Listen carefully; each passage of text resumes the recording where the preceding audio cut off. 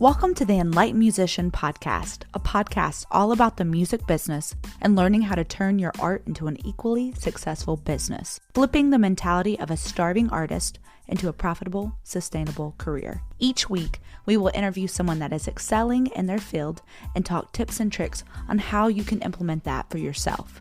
Because honestly, how can you know what you don't know until you've been enlightened? Hello and welcome to another episode of the Enlightened Musician Podcast. I'm your host, Lauren Light, and I'm so excited about today's guest. It's a producer that I work with all the time, and we actually recorded this episode back in March, right before the shutdown of COVID. So we were talking about organization, and since then, we've written a ton of music and a ton of things have happened, but I'm excited to kind of rewind a little bit and introduce you guys to Riccardo Barletta, a music producer and composer based in Italy. But most importantly, as I said before, he's an organizational geek just as myself. So obviously we combine really well. And that's how he stays on top of all the projects he works on, from sync to artist pitch and artists themselves. So let's actually dive into this episode, and hopefully you guys get a lot of information that helps you guys stay organized within music production, within artist world. I mean, organization in any form in the music realm is fantastic. So let's get into this episode. Hi, Riccardo. I'm so excited to have you on today. Hi, Lauren. I am happy to be here.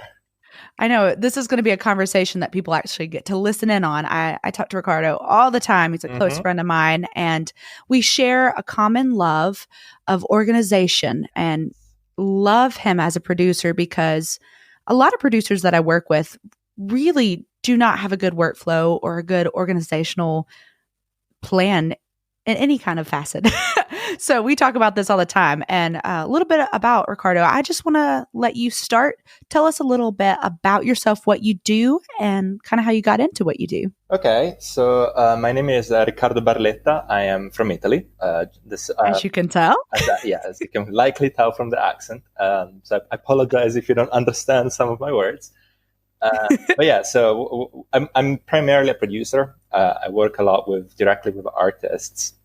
But since I met you, to be fair, Lauren, I got really into sync and writing for briefs and writing for that kind of projects. So nowadays I actually focus mostly on, creating albums for libraries and just working on briefs as they come. I've done literally most genres. I've done K-pop, I've done pop, I've done rock, I've done hip hop, pretty cinematic. Now we've got me and you now are doing trailers.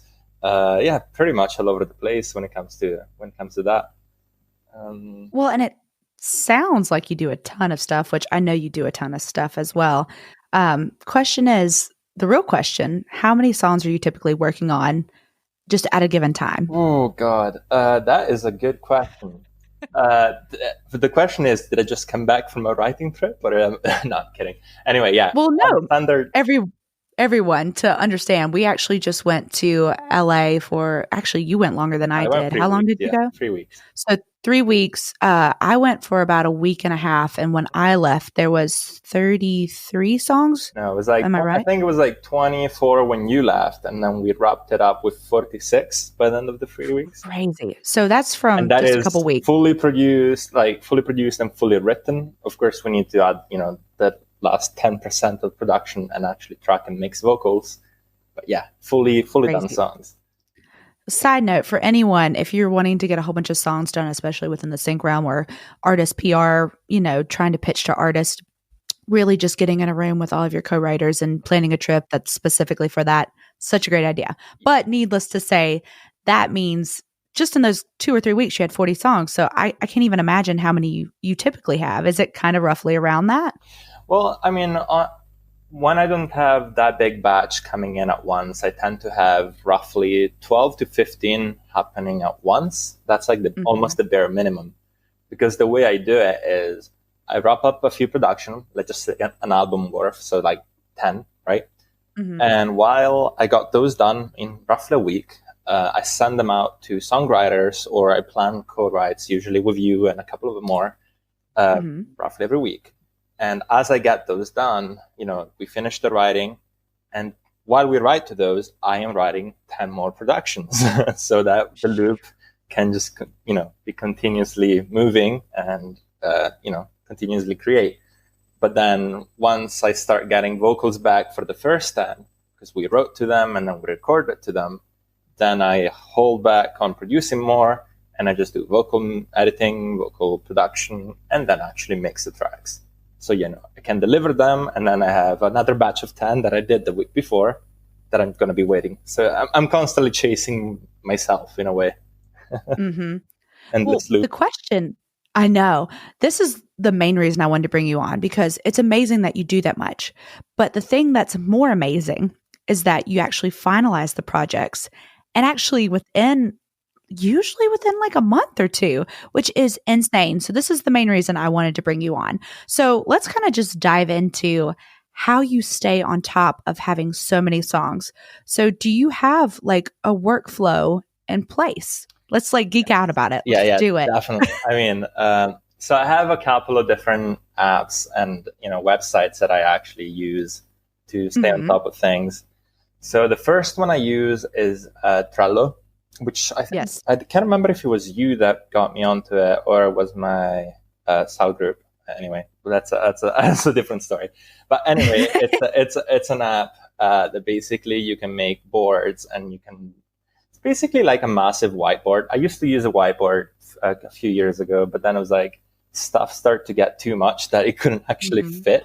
So I was like, 50 songs on a whiteboard is a lot of tiny. I know. So I was like, either A, I need a massive whiteboard, or B, I need to go, digital and on the cloud and have access from my phone. But anyway, so I use Trello, and I have basically what I created, my weekly board, which I have kind of set it as a schedule. So I have Monday, Tuesday, Wednesday, blah, blah, blah. And then on that day, basically at the start of the week, usually actually I do this Sunday night, I create small tags with all the songs that I kind of want to do, right? So for example, if I open it right now for today, first thing in the morning, I'd have practice my instrument. And then I kind of set that up as an hour block where I just, put 15-minute practice into my instruments. Then I'd have this song called Nightmare that, I usually break it up. So either call it Nightmare production, Nightmare vocal production, Nightmare mixing, blah, blah, blah. So I do name of the song, what I'm doing of that song, and then I color code how long I think I'm going to take to achieve the task that I want to achieve, right? Yeah. So let's say I break them up in 15 minutes, 30 minutes, 1 hour, or more than 1 hour, right?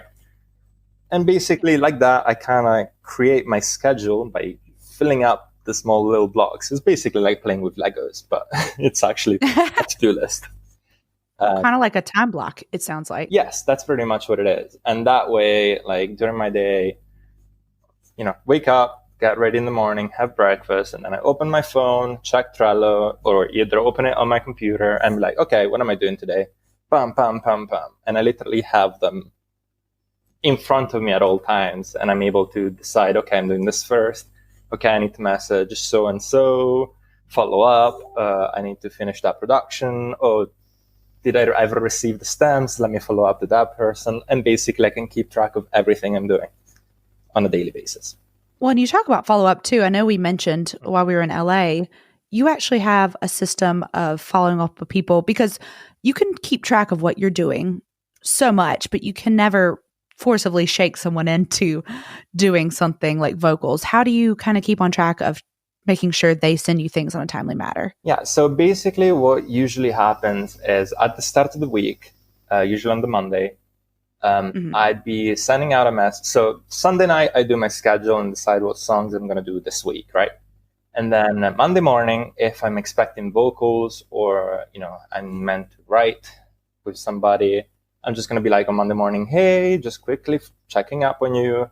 Is it possible to have the vocals done by this day? Because I kind of want to mix it on the Saturday. I mean, Yes. you got that message this morning, Lauren, but that's I did. I've had a cold, everyone. So usually I'm fairly on top of it, but sometimes life gives you colds. it's okay. Not the end of the world, but basically, yeah, on Monday, Almost the end of the world. yeah, for a singer, yes, I agree. But yeah, basically, I just, Monday morning, those 5-6 people that I meant to work on songs for or with this week, I'll be like, hey, I'm going to work on this song. Can I get the vocals? Or just, hey, I'm going to work on the song. You'll hear back from me in a couple of days or in a few hours. Depends on, when I reach out. And that's kind of how I keep, track of the people within the week. But then I also have like a master database where which I use Notion, which is basic. I would love to hear more about that. Yes. To be fair, it's more basically a glorified spreadsheet. That's what it is. That's what I use it for. I know we can do a lot more with it, but that's how I use it. And basically what I do there is I keep track of all of the songs that I've started. I don't keep the song ideas. I keep, the fully finished and arranged tracks. And usually next to it, I put song name, I put the collaborator that I am co-writing with, I put the date that it started, and then I have another column where I created special tags that I basically have the various stages. So I'd have production, I'd have songwriting, I'd have recording, vocal production, aka tuning, mixing, and then I also have finished, for approval, and to be delivered. I think like add an extra, for the special thing at the end. And basically, when I do a track, I put it there, update the tags whenever I need, and that's basically it. Like at the start of the week, that's where I pick the tracks that I'm going to work. Like I'm going to, what am I working this week? I have this many tracks that need to be finished. Okay, how many can I squeeze in? Pretty much. Well, and do you find that you have designated days to do certain things, like you were talking about vocal tuning or mixing? Do you, or just kind of go straight down the list that you have on Notion? Well, usually my favorite thing to do is actually produce, right? I mean, all the vocal editing and mixing is fun, has its place. But if I do too many songs within that back to back, I burn out easier. Right? Like, give me a keyboard and a computer and I could produce literally 15 hours in one day, no sweat. That's insane. But I would do it in my free time. So I'm just lucky I get to do it as a job, That's true. I know there's been days that Riccardo will just send me track after track. And I'm like, how are you superhuman like this? I just kind of sit down in the morning and then I have a break for lunch and then I have a break halfway through the afternoon. And that's pretty much it. Like, that's all I do. So yeah, fun times. But anyway, going back to how I schedule it, basically, I try not to do, unless I have a specific deadline, I try not to do too many of the same things back to back. So, for example, today I did, I delivered stems first thing in the morning, which bouncing down stems in Logic is a nightmare, as anyone with Logic might know. Then the next thing is, what did I do? I did a vocal editing. Then I went and go ahead and did a mix. Then I went back to the first song I did vocal editing to do vocal production because I wanted to add some crazy effects. And, so I did that for another hour. And then I went back and mixed another track. And that was my day, basically, So I jump back and forward so I don't do the same things back to back. But usually I throw a production in there just to break it up even more. So I maybe do, vocal tuning first thing in the morning, then maybe a production, then I have a mix, or then another production, just to, make things interesting. And also another thing I do is try to vary genres. So unless I'm working on an album, which I have 10 tracks, which are roughly this, similar ballpark, I try to, change project. Maybe the first project is with you, the next one is with our collaborator Danny, or the next one is with, I don't know, Chris or Steve. I'd actually change up the different song styles and genres I'd be working with. So I don't do the same thing back to back. Keeps it fresh.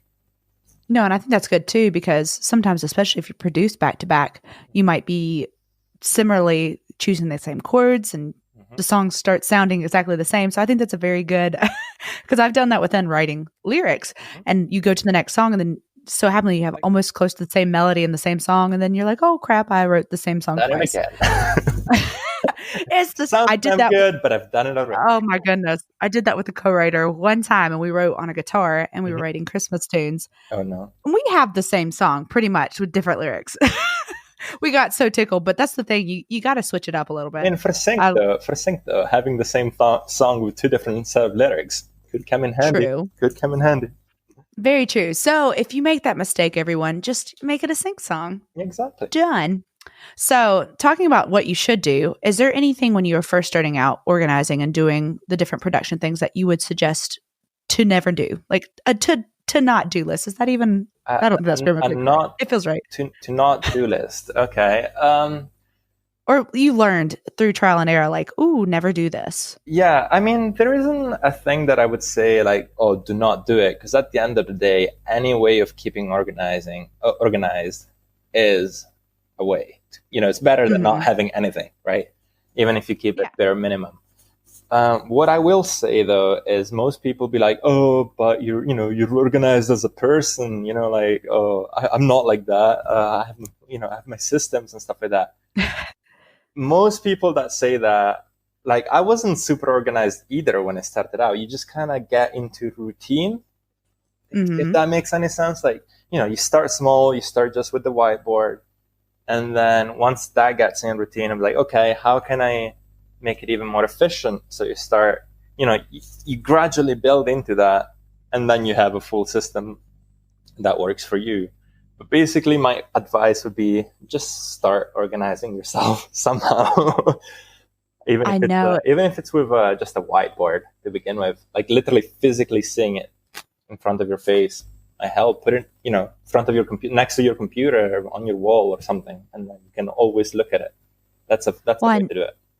Yeah, for sure. Because I think, especially doing music and doing a ton at one time, because like right now I have 50 projects going through. If you don't have them organized, you will face overwhelm. Yes. And sometimes when you hit overwhelm, you just do nothing, and then you're so far behind. And especially being a producer and you're wanting to have work and even commissioned work, you can't do that because your reputation makes your reputation. So whatever you do consistently, people know. So if they know that your last project, that's what I say. Exactly. So it's like keeping that in order. And that's one thing, like I said, that some of the best producers that I know just have such a lack of is follow through and consistency and organization. So I love that. I love it. Is there any other tips or tricks that you've come across that you just want to throw out there? I'm trying to think.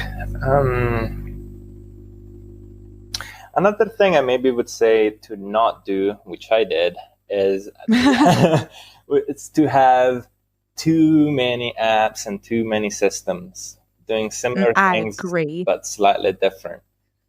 It's okay if you're trying stuff out and you're like trying to still find the way that works best for you. But once you get a system in place, try to minimize the amount of apps, the amount of distractions, the amount of places you have to update, because you're going to forget to update that one night when you worked on that project, and then they're going to, 3 weeks from now, like, what did I do again? The less you have to worry about updating and checking, the better. No, I agree with that fully because I'm such a apps nerd and I love trying every app. But the thing that was actually a hindrance for me, and I agree completely with you on that, was that I kept trying to put so many systems in place that I couldn't remember where everything was. So I think you're right. Picking the apps that work for you. And just because it works for someone else, there's other apps that will work for you if that workflow doesn't work. And you were talking about, you use Trello, Notion. Is there any other apps that you use, or is those the only two? So the other main one that I use, thanks to you actually, Lauren, I use Disco. Disco is phenomenal, you guys. Yeah, and it's incredible. And I use that it's pretty much what you can do with it. It's I use that to store all of the the WAV files and the bounces, and that's also what I used to use SoundCloud private links to send, share work in progress and stuff like that. But I just find that, Disco is that much easier. You just create a playlist with the name of the co-writer, or a playlist for that brief, or a playlist for that album, and you just update it, and you can update the file within itself, without having to delete it and re-upload it. It's just brilliant. So nice. Yeah. No, I agree. By the way, everyone listening, as I always say, if you're driving, please don't write this stuff down. I have it in the show notes. So I'm going to put all these 3 applications as well. Like, for instance, like I was talking about earlier, he uses Trello and Notion. I use a thing called Asana and Airtable, and they're the exact same, just have a different workflow. One has, I think it's called Kanban. I feel like it's Kanban is what Trello uses. And, Asana is more of a checklist. So you got to go with what your workflow is and just kind of sample them out for like a week or 2 and see which one really fits your mode best. And he was talking about with whiteboards, Trello's great for that because it feels very... It is a whiteboard. How would it post a whiteboard or even a Post-it note, it feels like too. It is actually. Yeah. Now that you say it, it does feel like a Post-it note. You basically, you have a massive wall and you just add stickers with to-do lists. Yeah, it's great. And it's ironic, half my guests have come on and just been like, I love Trello. So like I said, you guys, people keep repeating these things over and over again. Take note of it and really try to use some of those. Should get them to sponsor the podcast. I need sponsors. I'm working on it. I know. I get sponsors for my music stuff, but we're working on the podcast. Nice. But I love that you only use 3. So that's something I think it's really good to note. Pick your workflows. Get the system in place, and if you think stick about with it. Sorry if I interrupt you. If you think about it, I use 3 apps, but they don't do the same thing. So one is a spreadsheet kind of app, which is Notion. One is my whiteboard, but on the computer, which is Trello, and the other one is basically my audio catalog. So I use 3 of them because I can't have one that does all 3. I would if I had one. But, Ooh, wouldn't that be nice? But yeah, they do 3 specific things, but they all work together to make it an easy, seamless workflow. And I think that if you didn't have that, you wouldn't be doing 50 tracks at a time. Oh, no, definitely not. Like, it would be a night. Well, maybe it could be doable, but if you're not, what I feel is as soon as I have a lot of tracks on my plate, it does get really overwhelming. And I kind of have to sit there for an hour and just start to break stuff up and organize it. And once it's organized, I'm like, okay, I have a plan of action. It's not that bad. But if you just see, okay, I have 50 tracks, I have to finish production on 25 of these, get vocals back, it just gets a lot. It's like, oh my God, what have I done? I know. Well, let's actually talk about you for a second. Yeah. Let's just switch it up. Anything exciting on the horizon for Riccardo Barletta? Oh, anything exciting? I should say it like you. Riccardo Barletta. Riccardo Barletta, yes. I ate too much pasta. That's why I still have an accent. Stop. What time is it there for you right now? It's 3:17 where I'm at in the East Coast. It's 9:17 p.m. That's woo. Yeah. So you did just have pasta. Jealous. I did actually. Yes, pasta with pesto. You caught me guilty. Guilty as charged. Sorry. But yeah, no. What's exciting? I am currently wrapping up quite a few album projects with. So I'm doing a few for this library called APM, which is one of the biggest one, in North America. Me and you just wrapped up a trailer for Brewhouse. Is that? Yeah. Remember right? Excited about that. It was good too. Yeah, it was a good trailer. I mean, I should end the podcast with a little bit of that trailer. just the climax, just to blast. Just the climax and stop it. Blast everyone's speaker. Yeah. I apologize in advance if she does. I am sorry. But yeah, so that trailer was really well received. And then I'm working for a few EEP again for Sync for Dennis, which has actually been a guest on this podcast before. Dennis here. Yeah, and basically that is for the company he works with, 5 Alarm. So hopefully lots of good things in that department, and hopefully get a placement this year. That's the goal. Exactly. That's the goal. Well, Speaking of goals, what's goals? What goals you got for this year? Okay, so for this year, my main goal was to wrap up and fully produce and fully mix at least 200 songs. What? That is with vocals. For 2020. That's for 2020, yes. Okay, I say that. That's not that bad. You already have 50 on the mark, and it's March right actually, now? No, I'm more. Let me hold up. He's like, I'm going to brag. What's the number count? I'm humble brag, but currently I'm at 65. So you have 200. So 200 minus 65, math. We're not going to do it. 135. You have 135 left. So you got March to December. I think you can do it. Yeah, no problem. To be fair, I have 65, but not all of them are 100% finished.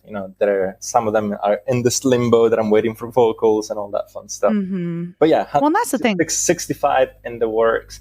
I'd say maybe fully finished. I must have roughly 30, like a good half of them. I love that. And one thing you kind of mentioned there, and I kind of want to touch on just because I think it's a good thing to talk about. Mm-hmm. You were talking about some of them are in limbo. Yeah.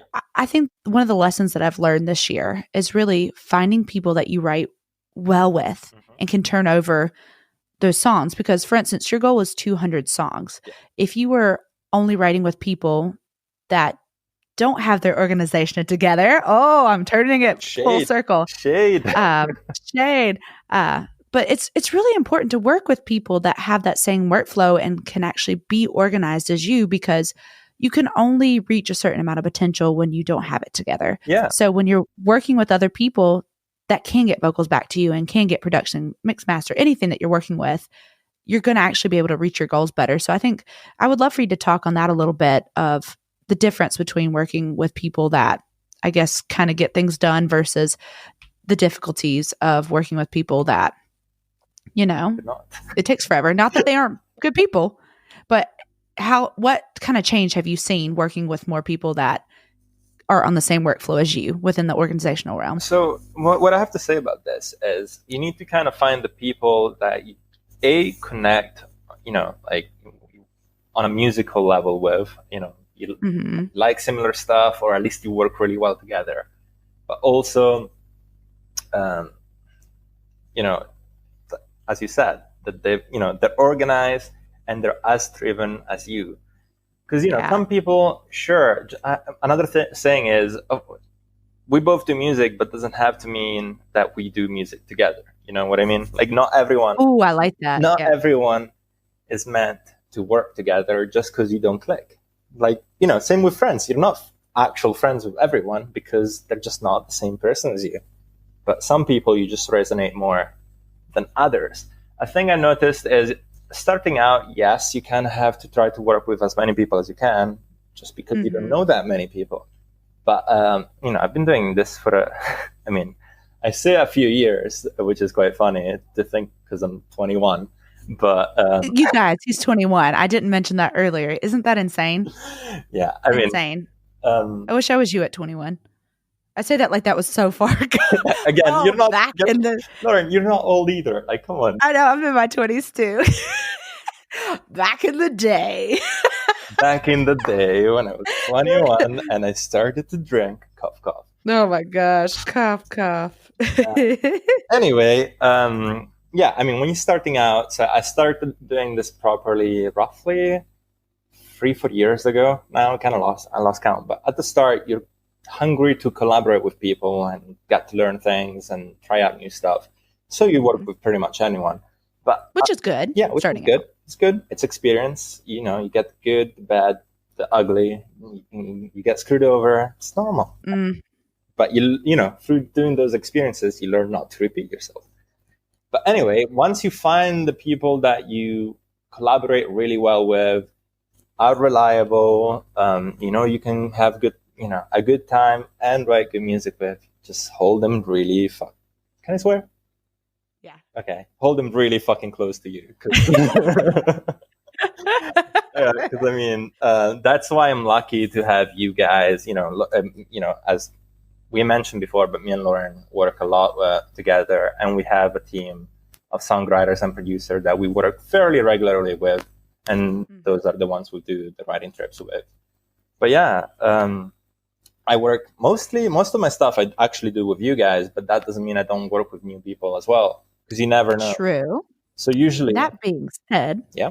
tell us about, because I know you do production for a lot of other people too, and you do a lot of work for hire as a producer as well, like primarily as well too. So kind of, could you tell us where we can find some of that stuff as well? So if anyone wants to work with you, and actually we'll do a little bit of a song that we've done together so you can kind of hear some of his work at the end of this if you're interested in working with him. He's fantastic. Well, most of my stuff, I mean, I guess my best way to approach me is either add me on Facebook, Riccardo Barletta, or... And I'll add this at the bottom of the liner notes. Should add the link. Or I guess in my Instagram is the second best place to see some, because there I kind of share work in progress. I share some snippets of me just goofing around on the instruments or production techniques and stuff like that. And that is at Ricky, RIKI .production. Yeah, so that's roughly where you can find me. But yeah, I worked with a few artists, mostly indie at the moment. It'd be cool to, get some label action sooner or later, but for now, mostly indie. And I have a few tracks that have come out already and a few more that are in the works for this year.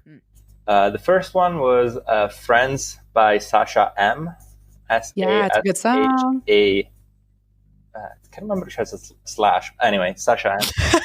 I'll put it in the link. Yeah, you'll put the link. And then the other one is from with this guy from Glasgow. The song is called Let It Shine, and the guy is called Brian McCafferty. I hope I pronounced that right, otherwise I'm going to get killed. But anyway, so I do work remotely with people from literally all over the world, from Singapore all the way to Canada to Vietnam to North Carolina. So yeah, I'm glad for the Isn't internet. That cool? I'm glad the internet's a wonderful thing. It really is. I mean, it's a scary place, but it's a wonderful one too. It's the best and the worst. I love it. Well, my favorite question to end on, and this doesn't have to per se be within the organizational world, just within music. Knowing all you know now, what advice would you give someone just starting out, or the younger you when you were just starting out? Oh, damn. Now you're making me think. I should have forewarned you, but I like to just throw it on people real fast. You like to throw it on people. I see it. I mean, I'm glad. So the main thing is, don't worry, just do it. I know it sounds cliche as fuck, but sometimes we're just kind of held back. It's like, oh, I don't have any connections. Oh, I don't know how to do this. Oh, literally when I started out, I was in a band and we were wanting to record demos. So I had my Mac with GarageBand and I bought a $50 iRig so I could plug in my guitar. And that's how I started producing. And then at the same time, a childhood friend was like, oh, I'm going to be a rapper. So start, and he's like, oh, do you want to make me beats? And that's kind of how I started making beats as well, just by using loops. So if it's something that interests you, you can find a way of, you don't have to be good right away. That's another thing. Yeah. Because another thing I used to do a lot when I was younger, and again, I still laugh when I say that. Back in the day. Back in the days when I was 16. Yeah. But yeah, basically, I'd compare myself to, to people, either my collaborators, which had been doing it for way longer than I have, or just people on the internet, professional music and stuff. Which is a good thing because it gives you standards to aim for, but can also be super demoralizing if you've put hours upon hours of work behind something and be like, this sounds pretty bad. Yeah, I think that's a really good point too, because they were at your stage years ago. You shouldn't compare where someone is now when you're starting out. Exactly. So yeah, I guess my best advice I'd give to myself is don't compare yourself so much to other people. And honestly, don't lose. So I had this phase, and before I say this, I need to explain it. So I had this phase where I was at the start, I was really creative and just kind of trying stuff out. And then I had this phase where I was like, okay, I don't sound as good as other people. I need to start copying them. Right. So it was like, which, I mean, was a great learning experience because I got to learn arranging and all of that. But all the ideas were like super, super overplayed and like, you know, not really interesting. Like they had already been done kind of thing. Right. Yeah. And after, you know, at a certain point, I realized, I was like, okay, what am I doing? Let's just have, and it's like, I realized I wasn't having more fun with it because I was like, oh, okay, I'll just do this and copy that, and wasn't experimenting and trying stuff out and literally having fun with it and playing around. So I started doing a lot more of that, especially this year, and I've been, you know, absolutely loving it, and I burn out way less, which is good fun. So I think that actually proves a point. If you're doing what you love and you're being authentic to yourself, you're not going to burn out and you're going to enjoy what you do. And I like that. I think that's great advice. And all three of those things have not been said on the podcast as well. And I think they're very poignant to talk about. I'm glad. Hopefully learn a few things. No, I think everyone got a ton of knowledge. Like I said, I'm going to put all the things that Riccardo talked about and even possibly some of your spreadsheet, because I wrote down a whole bunch of the things that you did. So if you want to kind of make yourself a template that kind of models that, you know, and kind of create your own, go for it. We want you to be the best version of yourself. And, you know, this is what the podcast is about, is to learn to be a better musician and a better music business entrepreneur. So thanks so much, Riccardo, for being on. Thank you for having me. Phenomenal. It's been fun. Yeah. I'll talk to you soon. All right. Literally probably in a couple of days. Literally Thursday, yes. Literally 5 seconds from after we hang up. No, just kidding. No. 2 days. 2 days. Come on. All right. 2 days. 2 days. 2 days. Awesome. All right. I'll talk to you soon. All right. Bye.